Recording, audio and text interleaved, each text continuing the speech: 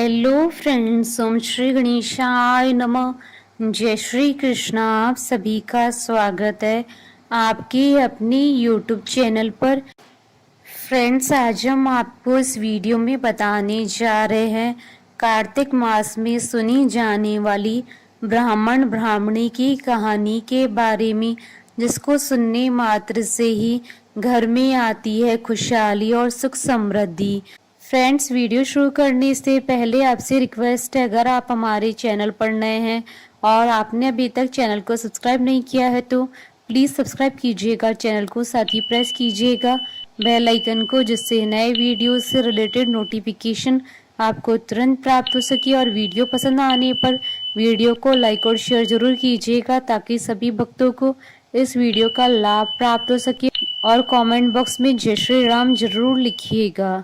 कार्तिक मास महात्मा सभी प्रकार के विघ्नों का नाश करने वाले तथा सारी सृष्टि का पालन करने वाले श्री गणेश जी तथा ज्ञान की दाता देवी श्री सरस्वती जी तथा सब पुराणों के कर्ता श्री व्यास जी तथा श्री गुरुदेव जी के चरण कमलों में नमस्कार करके भगवान की श्रद्धा और भक्ति रस में डूबे हुए कार्तिक मास महात्मा की कहानी कहती हूँ।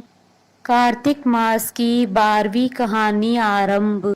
एक ब्राह्मण और ब्राह्मणी रहते थे। वो 7 कोस दूर गंगा जमुना स्नान करने जाते। रोज इतनी दूर आने जाने से ब्राह्मणी थक जाती थी। एक दिन ब्राह्मणी कहती है कि कोई बेटा होता तो बहू आ जाती। घर वापस आने पर खाना बना हुआ तो मिलता, कपड़े धुले हुए मिलते। ब्राह्मण कहता है कि तूने भली बात चलाई, चल मैं तेरे लिए बहू ही ला देता हूँ। ब्राह्मण फिर बोला कि एक पोटली में थोड़ा सा आटा बांध दे, उसमें थोड़ी सी मोहर अशरफी डाल दे। उसने पोटली बांध दी और ब्राह्मण पोटली लेकर चल दिया। चलते चलते कुछ ही दूर एक गांव में जमुना जी के किनारे बहुत सारी सुंदर लड़कियां अपने घर बनाकर खेल रही थी। उनमें से एक लड़की बोलती है कि मैं तो अपना घर नहीं बिगाड़ूंगी, मुझे तो रहने के लिए ये घर चाहिए। उसकी बात सुन ब्राह्मण के मन पर वही लड़की छा गई और मन ही मन सोचने लगा कि बहू बनाने के लिए यही लड़की ठीक रहेगी। जब वह लड़की जाने लगी तो ब्राह्मण भी उसकी पीछे पीछे चला। और जब वह लड़की अपने घर पहुंचती है तब बूढ़ा ब्राह्मण बोला, बेटी, कार्तिक का महीना है, मैं किसी के यहाँ खाना नहीं खाता। तुम अपनी माँ से पूछो कि मेरा आटा छान कर 4 रोटी बना देगी क्या? यदि वह मेरा आटा छान कर रोटी बनाएगी तभी मैं खाऊंगा। लड़की अपनी माँ को सारी बात बताती है। माँ कहती है कि बेटी, बाबा से कह दे कि रोटी में 4 रोटी वह भी खा लेंगे। लेकिन लड़की कहती है कि नहीं माँ, बाबा ने कहा है कि मेरा आटा छान कर बनाओगी तभी वह खाएंगे। तब उसकी माँ कहती है कि ठीक है, जा बाबा से कह दे कि अपना आटा दे दे। उसने आटा छाना तो उसमें से मोहर अशरफी निकलती है। वह सोचती है कि जिसके आटे में इतनी मोहर अशरफी है तो उसके घर न जाने कितनी होगी। जब ब्राह्मण रोटी खाने बैठा तो लड़की की माँ बोली, तुम लड़की की सगाई करने जा रहे हो?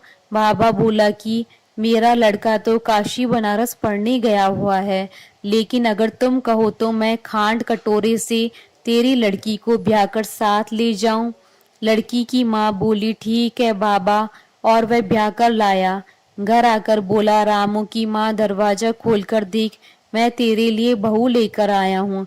आकर बहू का स्वागत सत्कार कर ब्राह्मणी बोली, दुनिया ताने मारती थी, अब तू भी मार ले। हमारे तो 7 जन्म तक कोई बेटा बेटी नहीं है। तो ब्राह्मण बोला, तू दरवाजा तो खोल। ब्राह्मणी ने दरवाजा खोला तो सामने बहू खड़ी दिखी। तब वह आदर सत्कार से बहू को अंदर ले गई। अब जब ब्राह्मण ब्राह्मणी नहाने जाती तो बहू घर का सारा काम करके रखती, खाना बनाती और सास ससुर के कपड़े धोती, रात में उनके पैर दबाती। इस तरह से काफी समय बीत गया। सास बहू को सीख देती है कि बहू, चूल्हे की आग न बुझने देना और मटके का पानी खत्म न होने देना। एक दिन चूल्हे की आग बुझ गई। बहू भागी भागी पड़ोसन के घर गई और बोली कि मुझे थोड़ी सी आग दे दो, मेरे चूल्हे की आग बुझ गई है। मेरे सास ससुर सुबह 4 बजे से बाहर गए हुए हैं और वे थके हारे वापस आएंगे तो मुझे उनके लिए खाना बनाना है। पड़ोसन कहती है, अरे तू बावली है, तुझे तो ये दोनों मिलकर पागल बना रहे हैं। इनका ना कोई बेटा है ना कोई बेटी है। बहू बोली, ना ना आप ऐसे मत बोलो, क्योंकि इनका बेटा काशी बनारस पढ़ने गया है। पड़ोसन फिर बोली, अरे तुझे ये झूठ बोलकर लाए हैं, इनका कोई बेटा नहीं है। अब बहू पड़ोसन की बातों में आ गई और कहने लगी कि अब आप ही बताओ कि मैं क्या करूं। पड़ोसन कहने लगी कि करना क्या है, अब सास ससुर आए तब जली फूकी रोटी बना देना, अलूनी पलूनी दाल बना देना, खीर की कड़छी दाल में और दाल की कड़छी खीर में डाल देना। बहू पड़ोसन की सारी सीख लेकर अपने घर आ गई और जैसा पड़ोसन ने बताया वैसा ही उसने किया। जब सास ससुर घर आए तब भूखों का कोई आदर सत्कार बहू ने नहीं किया और ना ही उनके कपड़े धोए। जब सास ससुर को खाना दिया तो सास बोली, बहू जली फूकी रोटी क्यों है और दाल भी अलूनी है। बहू पलटकर जवाब देती है कि आज यही खाओ सासू जी, अगर एक दिन ऐसा खाना खा भी लिया तो तुम्हारा कुछ बिगड़ नहीं जाएगा, मुझे तो जीवन भर ही अनूठी रहना है। बहू की बातें सुनकर सास बोली कि आज तो बहू ने अच्छी सीख नहीं सीखी है। अब बहू फिर से पड़ोसन के घर भागती और कहती है कि अब आगे बताओ मुझे क्या करना है। पड़ोसन बोली कि अब तुम सातों कोठों की चाबी मांग लेना। अगले दिन जब सास जाने लगी तो बहू अड़ गई कि मुझे सातों कोठों की चाबी चाहिए। तो ससुर कहने लगा कि दे दो उसे चाबी, आज नहीं तो कल चाबी इसे ही देनी है। हम आज हैं कल नहीं, इसलिए चाबी दे दो। सास ससुर के जाने के बाद बहू ने सारे कोठे खोलकर देखे तो किसी में अन्न भरा है, किसी में धन भरा है, किसी में बर्तन भरे हैं, सभी में अटूट भंडार भरे पड़े हैं। जब बहू ने सातवां कोठा खोला तो उसमें महादेव जी, पार्वती जी, गणेश जी, लक्ष्मी जी, पीपल पतवारी, कार्तिक के ठाकुर, राही दामोदर, तुलसा जी का बिड़वा, गंगा जमुना बह रही है, 36 करोड़ देवी देवता भी विराजमान है और वहीं एक लड़का चंदन की चौकी पर बैठा माला जप रहा है। सब देख बहू लड़के से कहती है, तू कौन है? लड़का कहता है कि मैं तेरा पति हूँ, दरवाजा बंद कर दे, जब मेरे माँ बाप आएंगे तब खोलना। सारा नजारा देखकर बहू बहुत खुश हुई और नाचती फिरने लगी। 16 श्रृंगार कर सुंदर वस्त्र पहन और सास ससुर का इंतजार करने लगी। उनके लिए 36 प्रकार के पकवान बनाकर रखे। सास ससुर जब वापस आए तब उसने उनका बहुत आदर सत्कार किया, उनके कपड़े धोए, उनके पैर दबाए। बहू सास के पैर दबाते कहने लगी कि माँ जी, आप इतनी दूर 12 कोस यात्रा करके गंगा जमुना का स्नान करने जाती हो, थक जाती हो तो तुम घर में स्नान क्यों नहीं करती हो? बहू की बात सुन सास कहने लगी कि भला गंगा जमुना जी भी घर में बहा करती हैं क्या? बहू बोली, हाँ माँ जी, बहती है, चलो मैं आपको दिखाती हूँ।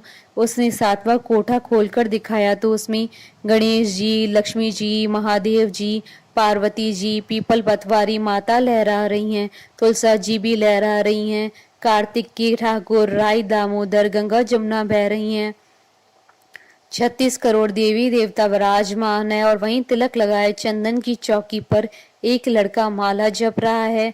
माँ ने कहा कि तू कौन है? लड़का बोला, माँ मैं तेरा बेटा हूँ। बुढ़िया फिर बोली, तू कहाँ से आया? लड़के ने कहा कि मुझे कार्तिक देवता ने भेजा है।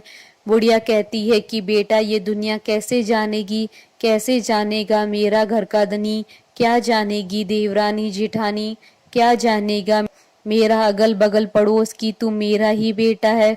बुढ़िया ने विद्वान पंडितों से सलाह ली तो वह बोले कि इस पार बहू बेटा साथ खड़े हो जाएं और उस पार बुढ़िया खड़ी हो जाए। बुढ़िया ने चाम अर्थात चमड़ा की अंगिया पहनी, छाती में से दूध की धार निकले, बेटे की दाढ़ी मूछ भीगे, पवन पानी से गठजोड़ा बंधे तो जब जाने की यह बुढ़िया का ही बेटा है उसने ऐसा ही किया। चाम की अंगिया फट गई, छाती में से दूध की धार निकली, बेटे की दाढ़ी मूछ भीग गई, पवन पानी से बहू बेटे का गठजोड़ बंध गया। ब्राह्मण ब्राह्मणी की खुशी का पार न रहा, वे बहुत खुश हुए। हे कार्तिक के ठाकुर, राई दामोदर, भगवान ने जैसे बहू बेटा उसको दिए वैसे ही सभी को देना। कहानी अधूरी हो तो पूरी करना, पूरी हो तो मान रखना। बोलिए भगवान विष्णु जी की जय। सनातन धर्म की जय। हमारे साथ इस वीडियो में अंत तक बने रहने के लिए आपका धन्यवाद। ओम श्री गणेशाय नमः। जय श्री कृष्णा।